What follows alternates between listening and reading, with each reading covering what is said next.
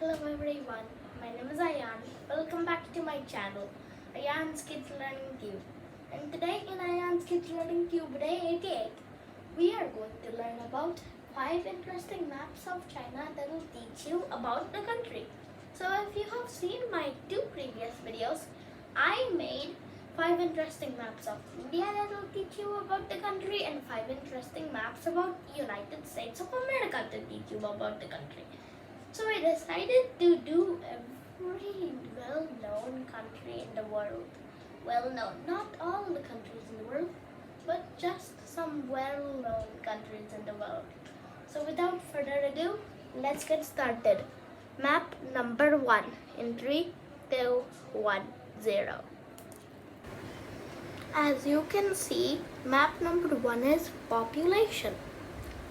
Yeah, the people and whoever lives in the red part of China, 94% live in the red part of China, and 6% live in that entire yellow part of China. And the reason is simple, because the states which are in the red part of China are very, very rich, while the others are not that rich. Okay? So, this line is called the Teng-Chong line. Teng-Chong line. It divides China into the yellow part is 60% and the red part is 40%. It divides China into 2. Yet, 60% of China is actually poor.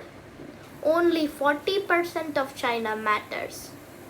Only 40% of China matters.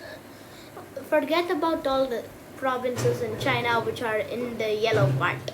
Only the red part matters. So without further ado, let's do the pop quiz with only 2 questions this time. In 3, 2, 1. No, 3 questions. 3, 2, 1, 0. Okay, so now let's do the pop quiz. Question number 1. How much percent of China's population lives in the red part of China? 3, 2, 1, 0. The answer is about 94% of China's population lives in the red part of China. Question number 2. How much percent of China's population lives in the yellow part of China? 3, 2, 1, 0. The answer is about 6% of China's population lives in the yellow part of China. Now it's time for question number 3. What is the line which separates China into 2 pieces? The red one is 40% of its area and the yellow one is 60% of its area. Shh, baby's sleeping. Yep. Yeah, that line, the answer is the Teng-Chong line. So without further ado, let's move on to map number 2. As you all know, China is the second richest country in the world. So why not take a look at its GDP? Yep, this is GDP. As you can see in the corner of the screen here, the more red, the more GDP. Yep, the more red, the more GDP. So it looks like 1, 2, 3, 4, 5, 6 of its provinces have over $1 trillion. Yep, 6. And these are the countries. These are the countries which have similar GDPs to China's provinces. I don't know what's this province's name, but it's Israel. It's compared to the country of Israel. Sorry, I do not know Chinese provinces. Yeah. And this small province alone is equal to Canada's GDP. Yep, that. And this small province is equal to Russia's GDP. This province is equal to Turkey's GDP. And this extremely small province is equal to Argentina's GDP. And this is also part of China. equal to Sri Lanka's GDP. Yep, a lake's GDP if China's is equal to Sri Lanka's GDP. Yep. So without further ado, let's do the 2-question pop quiz this time, because this is very hard to memorize. In 3, 2, 1, 0. Okay, you saw that big province of China, right? Which I don't know its name. What's its GDP? What's its GDP compared to? 3, 2, 1, 0. That province was compared to Israel's GDP. Sorry for my Chinese pronunciation. Well, I will just see that province name. Province's name was Zambia. No, that province's name was Shink. Yeah, and question number 2 is done. Oh God, I forgot the name. Okay, so you see, I remember the name. It's Tibet. What country's GDP is equal to the country of Zambia's GDP? 3, 2, 1, 0.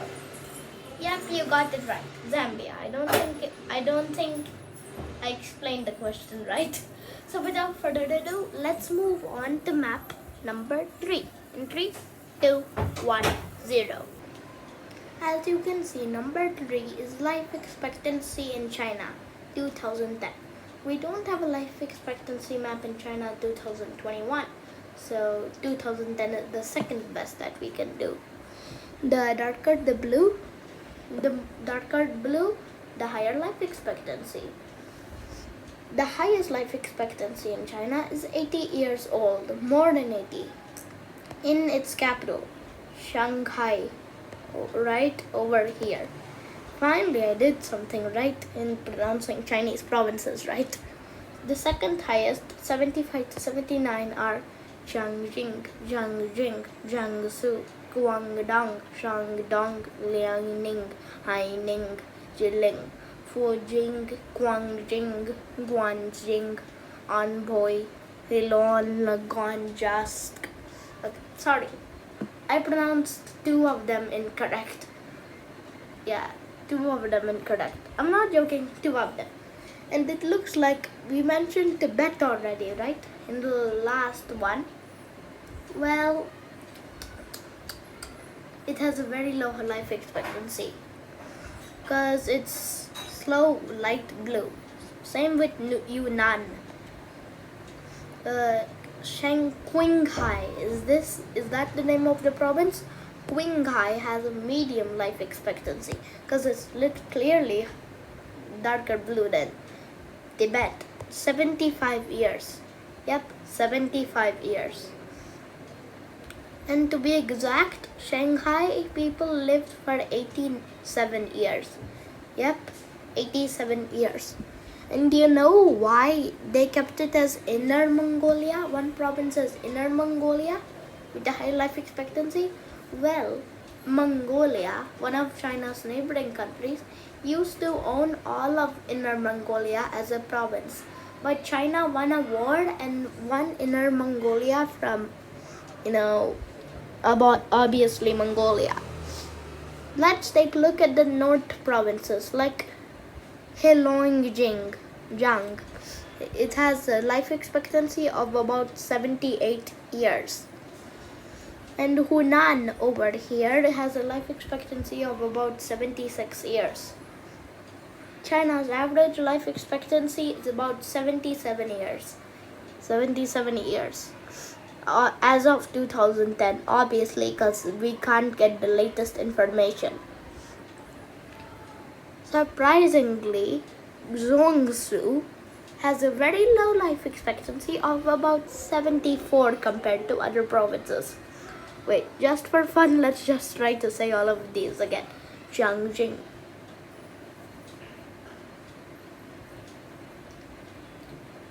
Oh my God, my baby almost woke up. Okay, so let's move on to the pop quiz. My baby is sleeping. further ado, let's do the 3-question pop quiz. What's the life expectancy of Shanghai people as of 2010? 5, 4, 3, 2, 1, 0. The answer is about 76 years. Question number 2. What's life expectancy of Tibet? 5, 4, 3, 2, 1, 0. About 74 years. She's asleep. Okay, so let's move on to question number 3. What's life expectancy of Shaanxi? 5, 4, 3, 2, 1, 0. About 78 years. So without further ado, let's move on to map number 4 in 3, 2, 1, 0. As you can see, number 4 is religion. A majority of the country is Islam, covering a great portion of Jiangxi and Gansu.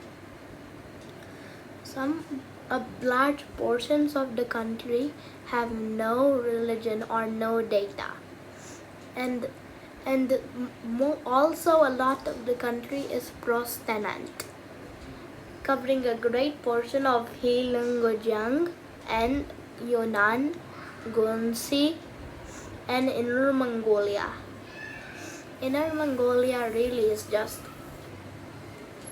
Chinese stolen province from Mongolia, and it looks like most of Tibet and Shanghai and Sichuan are Buddhism or no religion or no data. Catholicism covers a very less portion of the country. If you look closely, some of Jiangxi has no religion. Also, Gansu, Qinghai, Tibet, Sichuan. Actually, there is no province in China which has no religion. Zoo over there, Chinese athletes removed a cross from crunch after Christian protesters ended a month-long sit in the builder's roof in a bid to protect the cross. But that's not important. That was just some extra information about Hongsu. So we never talked about this province yet. Only one province that we didn't talk about is Guangxi. Yep, Guangxi. It's a mixture of almost all of them. Yep, it's a mixture of Catholicism, it's a mixture of Protestant, it's a mixture of no religion, Buddhism, and Islam. Yep, but I don't know why the map says Taoism and folk religion. There's literally no Taoism in the country. Oh, there is some, but not in Zhongxing. So without further ado, let's do the 3-question pop quiz in 3, 2, 1, 0. Okay, question number 1. What is the majority religion in the northern province of Guangxi? 5, 4, 3, 2, 1, 0. The answer is Islam. Question number 2. What's the main religion in also the northern province Gansu? 5, 4, 3, 2, 1, 0. The answer is Islam also again. Question number 3. What province of China is just a mixture of all the religions? 3, 2, 1, 0. And the answer is Guangxi, if I'm pronouncing that correctly. So without further ado, let's move on to the moment you have all been waiting for. The last one, number 5. In 3, 2, 1, 0. As you can see, number 5 is languages. And you might be wondering, why is Mongolian on here? Same thing. China stole parts of Mongolia. Yeah. But I think that was a good thing of China. I think China wanted to make the shape of the country better. Nah, China wanted better land. But seriously, Mongolia looks better now than it looked before with that extra land. And as you can see, Mandarin is a majority of the country. And all of Tibet speaks Tibetan. And some of China speaks Kyrgyzstani language, the language that I speak in Kyrgyzstan. And some parts of China speak Kazakhstani language. And even some of Chinese provinces speak Korean. China, this is just not fair. Down in the south, I don't know. Are Chinese crazy? Look on, what on earth is this? They are so crazy. They have so many languages at the bottom, including Wu, Huzu. Okay, I'll just count this.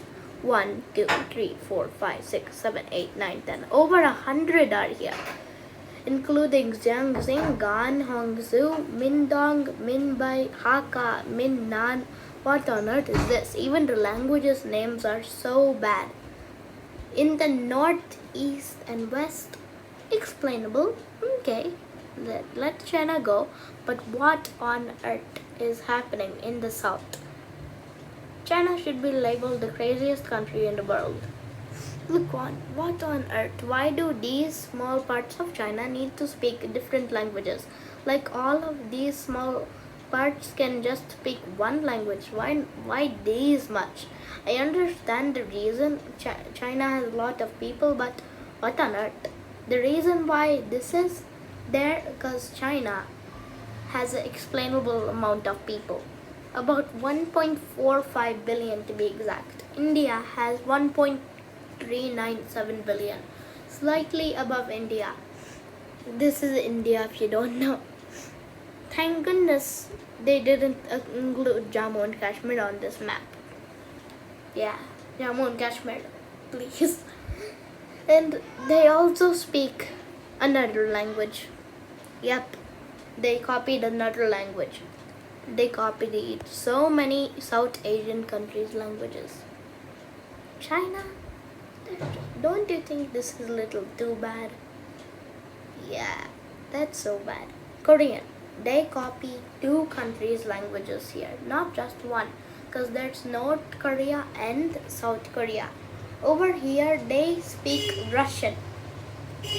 China has only 3 official languages of himself: Mandarin, Tibetan, and Xiangxing language. So without further ado, we need to do the pop quiz. 3 with only 1 question, by the way. 3, 2, 1, 0. Hold on a sec, guys. Mongolian isn't the language of China. So China only has 2 official languages, Tibetan and Mandarin. Okay. The only one question is, what are the 2 official languages of China? 5, 4, 3, 2, 1, 0. The answer is Mongolian. No, not Mongolian. Tibetan and the Mandarin. So without further ado, let's do the outro in 3, 2, 1, 0. I hope you like Ayaan's Kids Learning Tube Day 88, which was about 5 interesting maps of China that will teach you about the country. Stay happy, stay healthy. Like this video, share this video with your friends, subscribe to my channel if you haven't already, and share. And I hope you enjoyed this video. Wait, what on earth? Take 2. Why did I need a take 2 on the outro? Okay, I hope you like Ayaan's Kid Learning Tube Day 88, which was about 5 interesting maps of China that will teach you about the country. Stay happy, keep smiling, stay healthy. Like this video, share this video with friends, subscribe to my channel if you haven't already, and hit the notification bell for more awesome videos. See you in the next Ayaan's Kid Learning Tube video. Peace out!